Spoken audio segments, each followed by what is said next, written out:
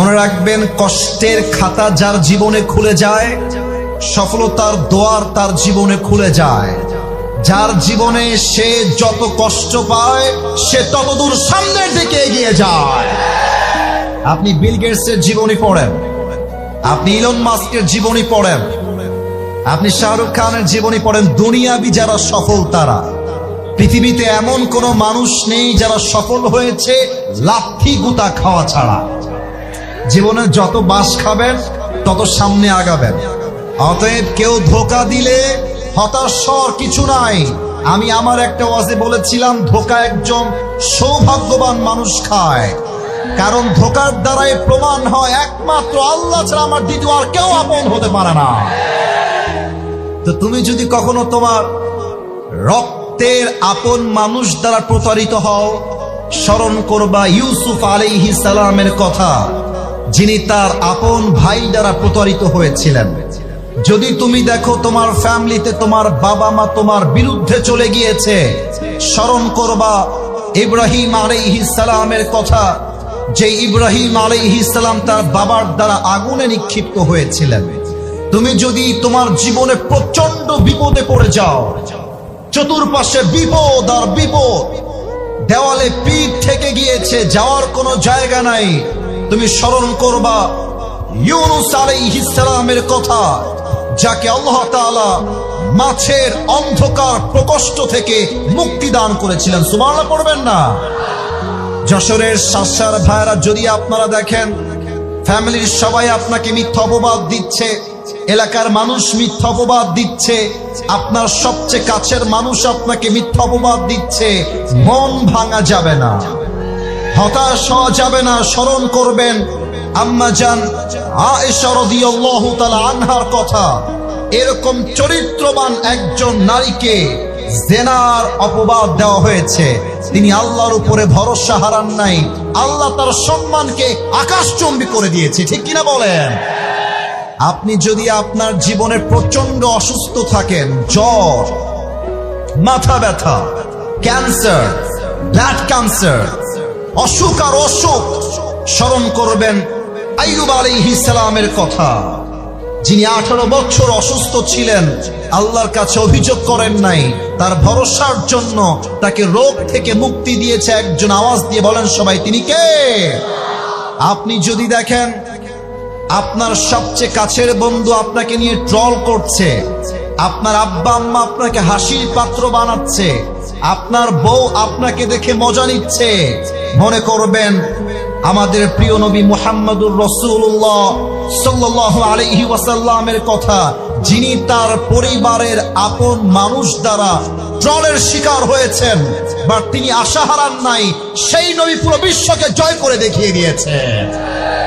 আপনি যদি দেখেন চতুর্পাশে প্রত্যেকটা মানুষ আপনাকে বিপদে ফেলবার জন্য মরিয়া হয়ে গেছে, বিপদে ফেলতে চায়, আপদে ফেলতে চায়, মনে রাখবেন সাইয়্যিদুনা ঈসা আলাইহিস সালামের কথা, যাকে তার কওমের লোকেরা ফাঁসির কাষ্ঠে ঝুলাবার জন্য ষড়যন্ত্র করেছিল, তাকে আসমানে উঠাই নিয়ে রক্ষা করেছিল একজন, তিনি কে?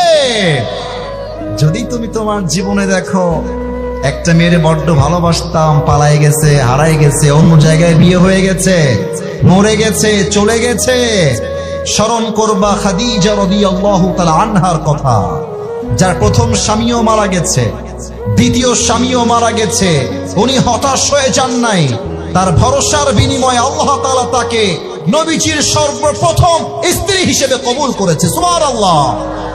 অতএব হতাশ হওয়ার কিছু নাই। وَلَسَوْفَ يُعْطِيكَ رَبُّكَ فَتَرْضَى. Put your trust on your Lord. Indeed and verily your Lord will give you something that will definitely make yourself happy. রবের উপরে ভরসা করো, যা হারিয়ে গিয়েছে তার চাইতে উত্তম কিছু দিবে একজন, তিনি কে? আল্লাহ আমাদের সবাইকে হতাশা মুক্ত জীবন দান করুক। পড়েন সবাই আমিন। 3টা তাকবীর দিবেন। প্রথম তাকবীর দিবেন বিবাহিত ভাইরা, দ্বিতীয় তাকবীর দিবেন সিঙ্গেল ভাইরা। আমি দেখতে চাই কার গায়ের জোর কত বেশি। বিবাহিত ভাইরা, মিডিয়ায় রেকর্ড হচ্ছে, আমাদের সম্মান যেন নষ্ট না হয়ে যায়। বিবাহিত ভাইরা, বিবাহিত ভাইরা একটা কাশি দেন। মাশাআল্লাহ, আওয়াজ ভালো আছে, খারাপ না। আর হ্যাঁ, কেউ যদি উঠে যায় ওয়াজের মাঝখান থেকে, নিজ দায়িত্বে লুঙ্গি টান দিয়ে ধরে বসাই দিবেন। তবে খেয়াল রাখবেন লুঙ্গি যেন খুলে না যায়। বিবাহিত ভাইরা তাকবীর দেন আমার সাথে, নারায়ে তাকবীর। ওরে বাবা রে বাবা, মাশাআল্লাহ। আজকে আমাদের বিবাহিত ভাইদের জোর ভালো আছে। সিঙ্গেলরা কি হেরে যাবে নাকি রে বাবা? তোমরা কি পরাজিত হয়ে যাবা? দেখা যাক সিঙ্গেলরা আজকে কেমন পারে। সিঙ্গেল ভাইরা কাশি দেন। আপনারাই আব্বা জানরা নাম্বার দিবেন, খতিব সাহেব আছে, আমার ভাইরা আছে না, আপনারা নাম্বার দিবেন। আমি আপাতত এই দল থেকে বের হয়ে যাচ্ছি। সিঙ্গেল ভাইরা তোমরা একটা কাশি দাও আবার। দেখা যাক কার গায়ের জোর কত বেশি। সিঙ্গেলরা, বিবাহিত ভাইরা চুপ থাকে, নলে হেরে যাবেন কিন্তু। সিঙ্গেল ভাইরা নারায়ে তাকবীর। বিবাহিত ভাইরা আমাকে মাফ করে দিবেন। ইস রে, ভেবেছিলাম জিতে যাবে রে, সিঙ্গেলরা সব হারাই ফেলছে। যাই হোক, কষ্ট বেশি তো, তাই গায়ে একটু জোর বেশি। যুবক ভাইরা কি বলো? এবার আর কোনো ভাগাভাগি নাই। তাকবীর শেষ হবে, তাফসীর শুরু হবে। তবে এমন জোরে তাকবীর দিবেন যেন যশোরের শাঁস তাকবীরের আওয়াজের ঠেলায় আমি আসিফ হুজুর স্টেজ ভেঙে উল্টে নিচে পড়ে যাই। আচ্ছা, সবাই মিলে একটা কাশি দেন। নারায়ে তাকবীর। আল কোরআনের আলো, আল হাদিসের আলো,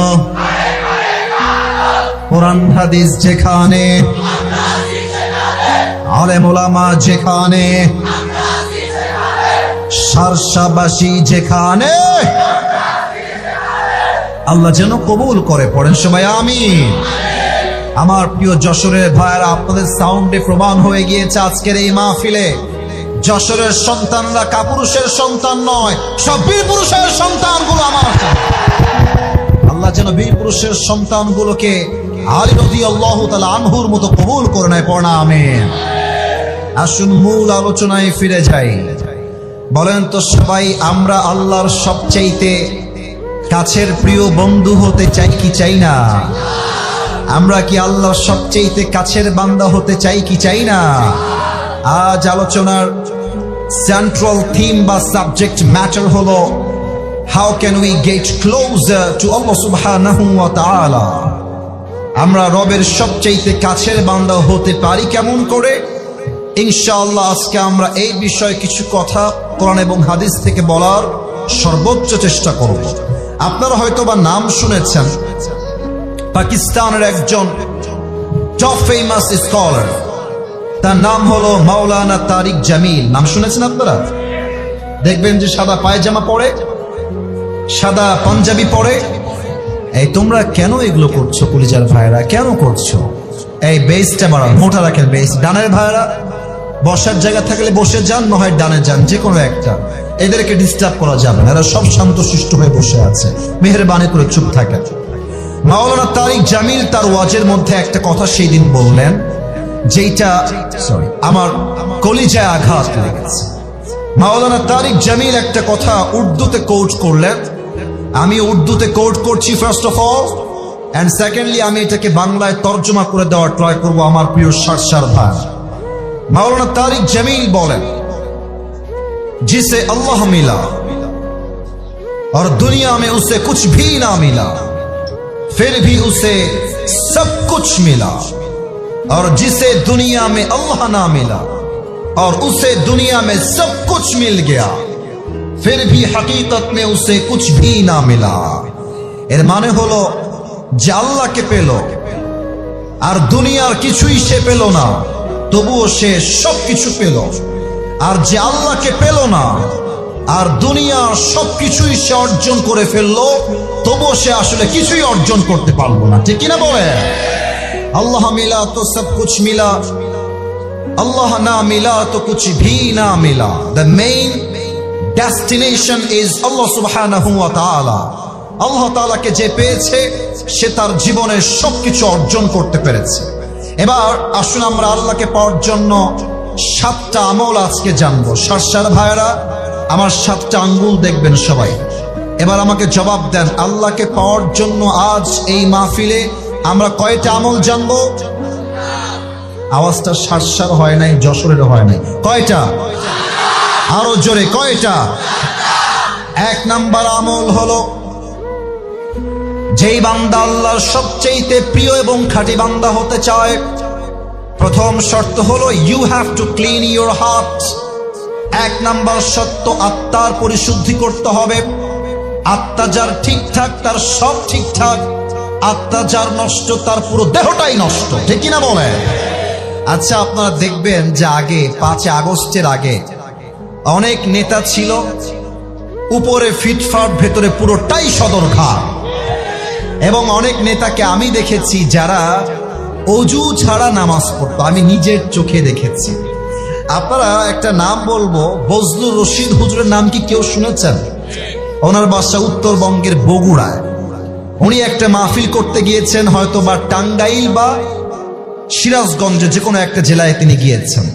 তো রাত বাজে 12টা, এক নেতা এসেছে মাহফিলে অংশগ্রহণ করবার জন্য অতিথি হিসেবে। তো নেতা সাহেব যখন এসেছে, কিছু চামচা থাকে, নেতার সব সময় থাকে, স্লোগান দিচ্ছে, আমার নেতার আগমন, শুভেচ্ছা, স্বাগত। আমার নেতার চরিত্র ফুলের মতো পবিত্র, নামাজ পড়ে না এক ওয়াক্ত। তো নেতা সাহেব এসেছেন, এসে হুজুরের ডান দিকে, আমার হুজুর যেমন আমার ডান দিকে বসে আছেন, এখানে বসে গেছেন নেতা সাহেব। এসে বলছে, ওই কমিটির লোকেরা, আমাকে এখনই মাইক দেওয়া লাগবে, আমার সময় নাই, আমাকে বাহিরে যাওয়া লাগবে। তো মাইকটা তাকে দিয়েছে। নেতা সাহেব সালাম কালাম কিছু নাই, প্রথমেই শুরু করেছে, আমার ভাইরা, নামাজ নামাজ নামাজ, নামাজ ছাড়া জীবনে কোনো গতি নাই, নামাজই একমাত্র সফলতার মাপকাঠি। এত নামাজ নামাজ বলছে, হুজুর তো তাকে অবাক হয়ে গেছে, আর বলছে, হুজুর यार ये तो जन्नत से भाग के दुनिया में आई है, এত ভালো নেতা তো আমি আজীবনেও দেখি নাই। তো নেতা সাহেব ওয়াজ করে নেমে গেছে নিজ দিয়ে। নেতার একজন চামচা ছিল হুজুরের পেছনে দাঁড়িয়ে দাঁড়িয়ে নেতার প্রোটোকল দিচ্ছিল।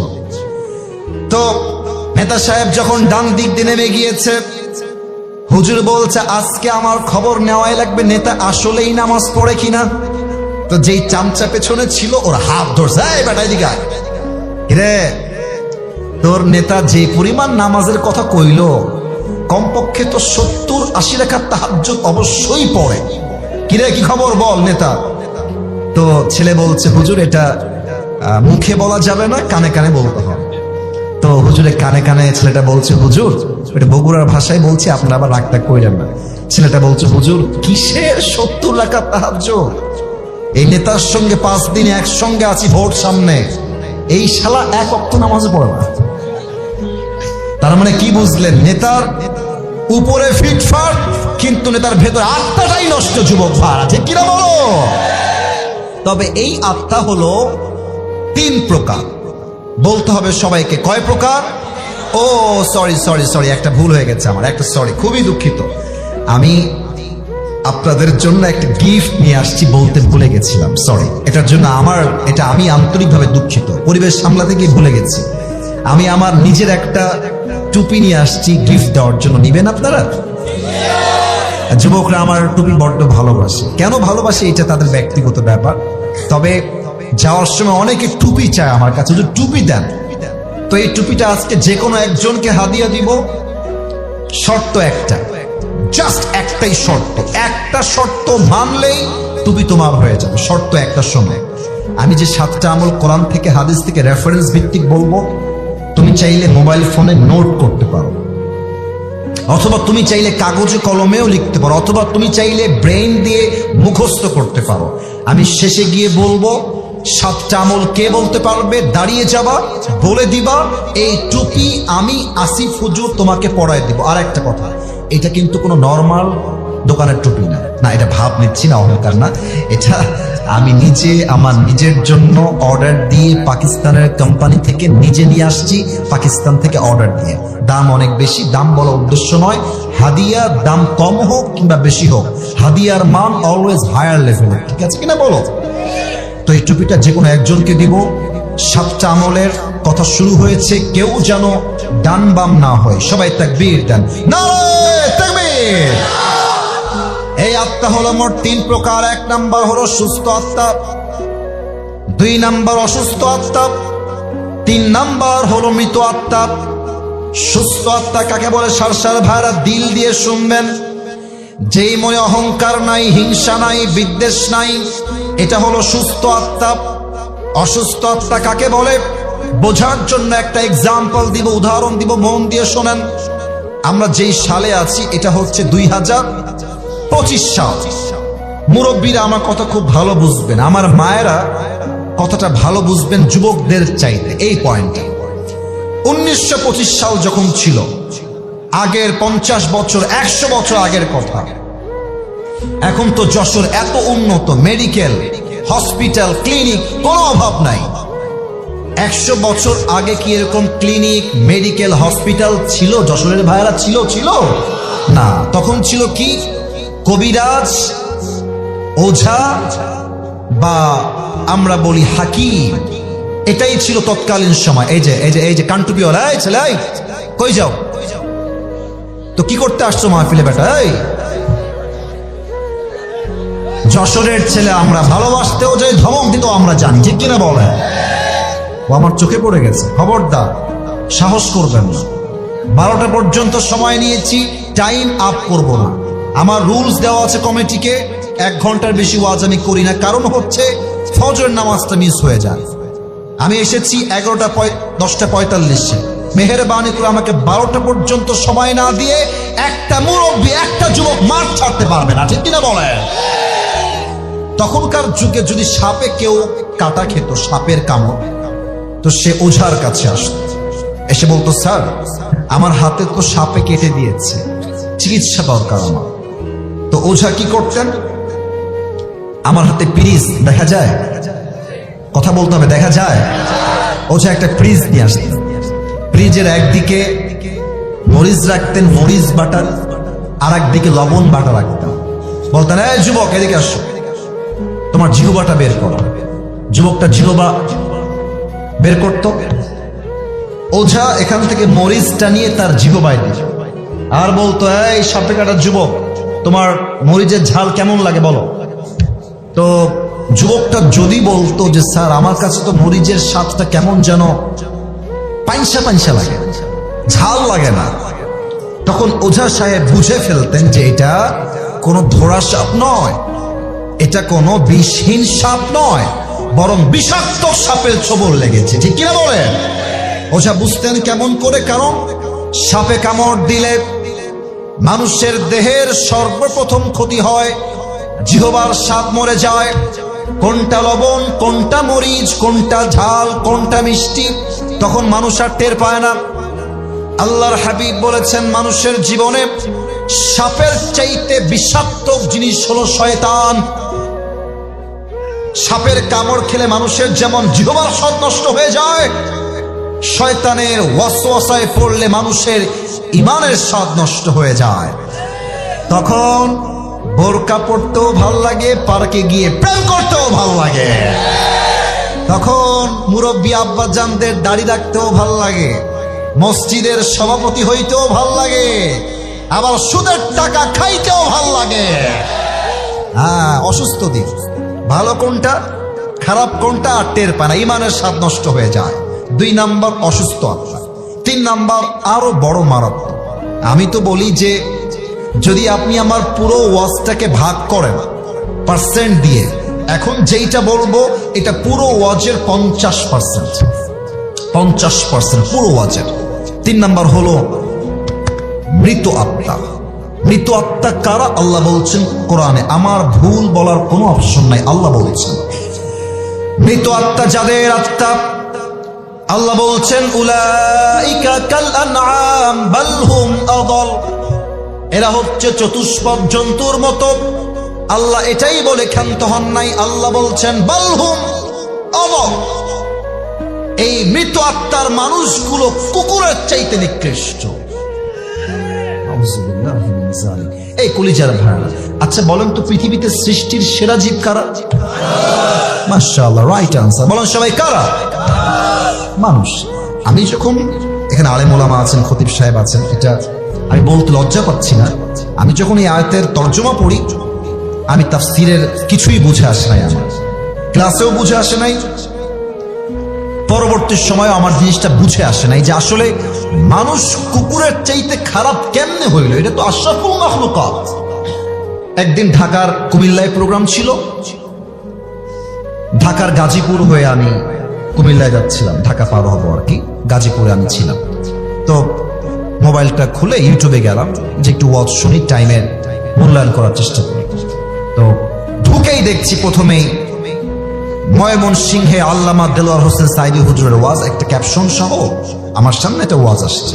আমি অন করলাম, অন করেই দেখলাম যে হুজুর সেই দিন এই আয়াতের ব্যাখ্যা করছে যে মানুষ কুকুরের চাইতে খারাপ কেন। আমি শুনে এত সুন্দর ব্যাখ্যা উনি দিয়েছেন, আমার পুরো আয়াতের ব্যাখ্যা স্পষ্ট হয়ে গেছে। আচ্ছা দেখেন, এখন মনে করেন যে রাত বাজে 11:40, 12টার পর যখন মাহফিল থেকে বাসায় যাবেন, এই রাস্তায় কিছু রাত্রেবেলা 1টার সময় 2টার সময় কুকুর থাকে না দশরের ভাইরা? একা গেলে বুঝবেন যে বাস কারে কয়। হ্যাঁ, 10 জন গেলে বুঝে আসে না। এই বাসটা আমি আমার জীবনে বহুবার খেয়েছি, তো তাই এটা আমি জানি। সেদিন আমার মাহফিল ছিল উত্তরবঙ্গের নওগাঁ জেলায়, নাম তো শুনেছেন তাই না, নওগাঁ। তো মাহফিল করে বাসায় আসলাম, তো ড্রাইভার সাহেব বলছে, হুজুর আজকে খুব ক্লান্ত হয়ে গেছি, আপনাকে আর আগাই দিব না, আমি চলে গেলাম, আপনি বাসায় উঠে যান ফ্ল্যাটে।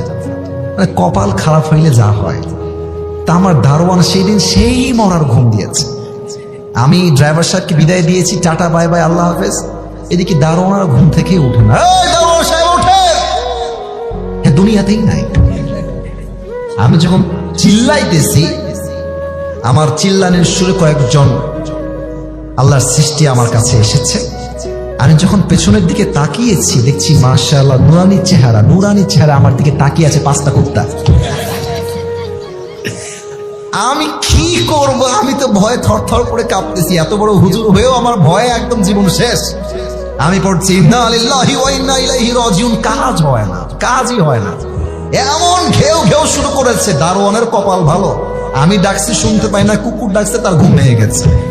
পরে এসে সে গেটটা খুলে দিয়েছে। তো দেখেন, এখানেই আমি আপনাকে তাফসীরটা বোঝাবো, এই জন্য হাসাহাসি একটু মজা করলাম। মনে করেন যে আমি আসিফ হুজুরের একটা কুকুর আছে, কুকুরের নামটা একটা নাম দেই, টমি। হ্যাঁ মাশাআল্লাহ, টমি। তো দেখেন, এই যে আমার ডান হাত দেখেন, সারসার ভাড়া 2টা লাইট এবং মাঝে একটা লাইট, মোট 3টা লাইট এইখানে আছে, দেখা যায় 3টা লাইট আছে। আচ্ছা, এবার একটু এক্সাম্পল বুঝবেন। ওই সামিয়ানার বাহিরে, পর্দার বাহিরে পুরোটাই অন্ধকার, কিছু দেখা যায় না। তো রাত বাজে 1টা, মাহফিল শেষ করে আমি বাসায় আসছি। কুকুর হচ্ছে আমার বাসার পাহারাদার, একদম লাইটের নিচে সে দাঁড়িয়ে আছে, আর দেখছে অন্ধকার থেকে someone is coming from outside, বাহির থেকে কেউ যেন আসছে। কুকুর বোঝে না যে মালিক আসতেছে, তো কুকুর বুঝে গেছে মনে হয় চোর আসছে, ঘেউ ঘেউ ঘেউ ঘেউ শুরু করে দিয়েছে। তো দেখেন, আমি আস্তে আস্তে হাঁটতে লাইটের নিচে আসলাম, and now my face is clear। এখন আমাকে দেখা যায় যে এটা আসিফ হুজুর। দেখবেন কুকুরের মালিক যখন কুকুরের সামনে চলে আসে, কুকুর যখন মালিককে চিনতে পারে মালিক আসছে, দেখবেন কুকুর আর ঘেউ ঘেউ করে না, তখন সোজা মাথা নিচু করে মালিকের পায়ের সামনে ঝুঁকে যায়, আর কুকুর তার ভাষায় বলে, I am extremely sorry sir, আমি আসলে প্রথমে আপনাকে চিনতে পারি নাই, আপনি আমাকে মাফ করে দিবেন স্যার, চিনলে আমি ঘেউ ঘেউ করতাম না। আল্লাহ বলছে, বান্দা, একটা কুকুর যার কোনো কমন সেন্স নাই, যার কোনো বুদ্ধি নাই, জ্ঞান নাই, তাকে তার মালিক জাস্ট একটা রুটি বা পাউরুটি দিয়েছে, অথবা 1 গ্লাস পানি দিয়েছে, একটা কলা দিয়েছে, একটা রুটি খেয়ে কুকুর তার মালিককে চিনতে 1 বিন্দু পরিমাণ ভুল করে নাই। আর আমি আল্লাহ রাব্বুল আলামিন মানুষকে চোখ দিলাম, নাক দিলাম, কান দিলাম, ঠোঁট দিলাম, জীবন দিলাম, রুহু দিলাম, খাওয়ার দিলাম, বাড়ি দিলাম, গাড়ি দিলাম, নারী দিলাম, বউ দিলাম, বাচ্চা দিলাম, মা দিলাম, বাপ দিলাম, সব দিলাম।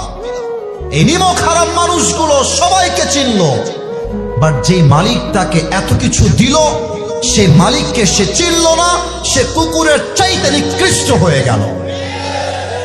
উলাইকা কাল আনআম বাল হুম আদাল, এই মানুষগুলো কুকুরের চাইতে খারাপ। আল্লাহ যেন আমাদের সবাইকে ভালো মানুষ হওয়ার তৌফিক দান করে। পড়ুন আমিন। ওই যুবকদেরকে দেখবেন যে মাঝে মাঝে বলবেন যে এই, চল আজকে আসরের নামাজটা জামাতে করে আসি। বলবে যে হুজুর আমার প্যান্ট খারাপ, প্যান্ট খারাপ। আছে আছে আছে আছে আছে, অনেক যুবক আছে প্যান্ট খারাপ। আসলে প্যান্ট খারাপ না, চরিত্র খারাপ, ঠিক কিনা বলে? কিন্তু এই তাফসির করতে গিয়ে যে আমার একটা গল্প মনে পড়ে গেল, বলা যাবে না মনে হয় না? না থাক, বাদ দেন, রাত হয়ে না রাত হয়ে গেছিল, বলা যাবে না মনে হয়। এক সাপে আর ব্যাঙের ছিল খুব বন্ধুত্ব। আমাকে বলতে হবে সাপ আর, হ্যাঁ জোরে কও, সাপ আর। তো একদিন ব্যাঙ সাপকে ডাক দিয়ে বলতেছে, বন্ধু তুমি দেখতে বড্ড সুন্দর বন্ধু, তোমার যে চেহারা বন্ধু, জাস্ট ওয়াও, এরকম চেহারা আমি জীবনেও দেখি নাই বন্ধু। তো সাপ তো পাম্পটি খেয়ে ফুলে গেছে, বলছে বন্ধু আরো বলো আরো বলো। তো ব্যাঙ বলছে, বন্ধু তুমি যখন এমনি ফস করো বন্ধু, দেখতে কঠিন লাগে বন্ধু, তুমি আসলেই সুন্দর বন্ধু। এবার সাপ তো পাম্পটি খেয়ে ফুলে গেছে। একটু পর ব্যাঙ ডাক দিয়ে বলছে, বন্ধু তোমার চেহারাও সুন্দর, গায়ের রং সুন্দর, তোমার ফসফস করা দেখতেও আমার সুন্দর লাগে, বাট বন্ধু তোমার একখান জিনিস আমার মোটেও ভালো লাগে না। বন্ধু কি কও দি, কি বিষয় ভালো লাগে না? তো বলছে যে বন্ধু তুমি যখন রাস্তা দিয়ে হাঁটো, এই সোজা হয়ে হাঁটো না, কেমন ত্রিং বিরিং করে হাঁটো। তো বন্ধু এই ত্রিং বিরিংটা আমার পছন্দ হয় না, তুমি তো সোজা হয়ে হাঁটতে পারো না বন্ধু। সাপ বলছে, বেয়াদব, এত বড় সাহস, তুই আমার ভুল ধরিস, আজকে তোর একদিন কি আমার একদিন। সাপ এমনি ফস করে উঠছে। ব্যাঙ বলছে, বন্ধু তুমি তো লোক সুবিধান না, তোমার এতগুলো প্রশংসা করলাম, তোমার গায়ে ঠেকলো না, তোমার একখান বদনাম করলাম, তোমার গায়ে লেগে গেল বন্ধু, তুমি তো লোক সুবিধান না। ব্যাঙ রাগ করে দিয়েছে, একলা পড়ছে পুকুরের ভেতরে। এখন পাশে ছিল এক রাখাল। রাখাল বলছে, ফস ফস করে উঠলো কিডারে, মানে কিডা? দৌড় দিয়ে আসছে রাখাল মামা, এসে দেখছে মাশাআল্লাহ সাপ মামা এভাবে ফস করে ফেনা তুলে আছে। রাখালের হাতে ছিল বিশাল লম্বা একটা লাঠি। রাখাল বলছে, দেরি না করে বিসমিল্লাহ বলে শুরু করা যায়। এবার রাখাল মাশাআল্লাহ সাপ মামাকে ধরে পিটা, সেই পিটা 5 মিনিট পিটায় সাপরে একদম সোজা করে ফেলছে, একদম সোজা। এখন সাপ সোজা হওয়ার পর আর কোনো কথা কয় না। এখন ব্যাঙ যে সে পুকুরে পড়ছিল, ব্যাঙ কয়, কিরার বন্ধু গেল কোহানে, বন্ধু কথা কয় না কিসের জন্য, বন্ধু গেল কোহানে আমার। এখন ব্যাঙ লাফ দিয়ে উঠে আসছে, এসেই দেখছে বন্ধু আর ত্রিং বিরিং নাই, বন্ধু সোজা হয়ে গেছে। কিরে ব্যাঙ বলছে, কিরে বন্ধু সোজা হলো কেমন বেলা? দৌড় দিয়ে আসছে ব্যাঙ সাপের কাছে, এসে দেখছে বন্ধু আর জিন্দা নাই। বন্ধু সাপের ফেনা মেনা বিষ বের হয়ে বন্ধু দুনিয়ার থেকে বিদায় নিয়ে পটল তুলেছে। এবার ব্যাঙ বলছে, বন্ধু আপনি সেই সোজা হইলেন, তবে ফেনা থাকতে আর সোজা হইতে পারলেন না, ফেনা বের হয়ে সোজা হইলেন, ঠিক কিনা বলে? তো যুবক তুমি একদিন নামাজি হবা, একদিন তুমি হারাম থেকে বের হয়ে আসবা, তবে ওই যে যৌবনের বিষ বড় মারাত্মক বিষ, এই বিষ হাজার হাজার যুবককে ফজরের নামাজটা জামাতের সঙ্গে পড়তে দেয় না, ঠিক কিনা বলে? বলে 1 নাম্বার, আপনার আত্মা পরিশুদ্ধি করবেন 1 সপ্তাহের জন্য, আওয়াজ দিয়ে বলেন সবাই, তিনি কে? 2 নাম্বার আমল হলো, যেই বান্দা আল্লাহর কাছের বান্দা হতে চায়, কুল ইন কুনতুম তুহিব্বুনাল্লাহ ফাত্তাবিউনি ইউহিব্বুকুমুল্লাহ। আল্লাহ তাআলা বলছেন, নবী আপনি বলে দেন, তারা যদি আমি আল্লাহর ভালোবাসা চায়, তারা যদি আমি আল্লাহর কাছের বান্দা হতে চায়, তারা যেন আপনাকে ভালোবাসে, যে আপনাকে ভালোবাসবে তাকে আমি আল্লাহ নিজেই ভালোবাসবো। সুবহানাল্লাহ। এবার একটা রিভিউ চাই সবার থেকে। এই যুবক ভাইরা, মুরব্বীরা, মায়েরা বোনেরা দরকার নেই, আপনারা বললেই হবে। এই যে আমার মুখে মাইকটা একটু হটাই, এটার নাম কি?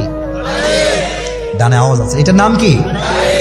আচ্ছা আপনারা যতটুকু আমাকে দেখা যায়, যতটুকু দেখা যায় আমাকে বলেন তো, এই দাড়িটা নবীর সুন্নাহের ভালোবাসা আমি আসিফ হুজুর রেখেছি, সত্য কথা ওয়াল্লাহি আল্লাহকে সাক্ষী রেখে বললাম, আমাকে দাড়ি রেখে কোনোভাবে আনস্মার্ট লাগতেছে না? এটা তো আস্তে হয়ে গেল, আনস্মার্ট লাগতেছে। যুবকরা একমত হবে আমার সাথে, কিছু মেয়ে দেখবা এই দাড়ি দেখলে কেমন যেন চুলকানি শুরু হয়ে যায়, দাড়ি এরা পছন্দ করতে চায় না। বলবে দাড়ি রেখে যখন বিয়ে করতে যাবা, মেয়ে দেখতে যাবা, দেখবা মেয়েটা বলবে, আচ্ছা দাড়িটা কি কাটলে হয় না? আপনাকে দেখতে কেমন যেন মুরব্বী চাচা চাচা লাগছে, একটু কাটলে ভালো হতো। তুমি কি বলবা আজকে ওয়াজ শিখে নাও, বলবা আমি আমার নবীর ভালোবাসায় দাড়ি রেখেছি, যেই মেয়ে আমাকে দাড়ির জন্য বিয়ে করতে চায় না সে আমার বউ হওয়ার যোগ্যতাই রাখে না। এবার বলেন তো আমার নবীর মুখে লম্বা লম্বা চাপ দাড়ি ছিল কি ছিল না? আমার নবীর মতো সুন্দর এই তল্লাটে দ্বিতীয় আর কেউ কি হতে পারে?